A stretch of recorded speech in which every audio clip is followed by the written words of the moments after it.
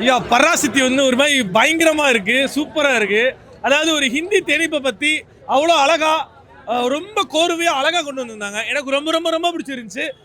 இது என்னன்னா, அதாவது ஹிந்தியை எதிர்த்து தமிழ், தெலுங்கு, மலையாளம், இந்த சவுத்தில் இருக்க அனைத்து லாங்குவேஜுமே இல்லை, பெங்காலி, ஸோ குஜராத், ஸோ அந்த லாங்குவேஜ் எல்லாமே அதான் இந்தியை எதிர்த்து இந்தியாவே கிட்டத்தட்ட வந்து பயங்கரமாக இம்போஸ் பண்ணி அவ்வளோ அழகாக நல்லா கொண்டு போயிருந்தாங்க. எனக்கு ரொம்ப ரொம்ப ரொம்ப ரொம்ப பிடிச்சிருந்துச்சு.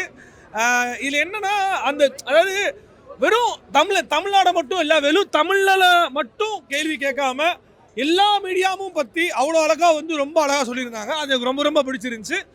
அண்ட் முக்கியமாக இப்போ கரண்ட் கவர்மெண்ட்டான விஷயம் பற்றி, அதை பற்றி, அண்ணாவை பற்றி, கலைஞரை கடைசியில் கலைஞரை காமிக்கிறதாகட்டும் சரி, எல்லாமே அவ்வளோ அழகாக பண்ணியிருந்தாங்க. எனக்கு ரொம்ப ரொம்ப ரொம்ப பிடிச்சிருந்துச்சு. முக்கியமாக அந்த சாங்ஸ் தான் அல்டிமேட்டு. ரொம்ப நல்லா இருந்துச்சு ப்ரோ, அருமையாக இருந்துச்சு.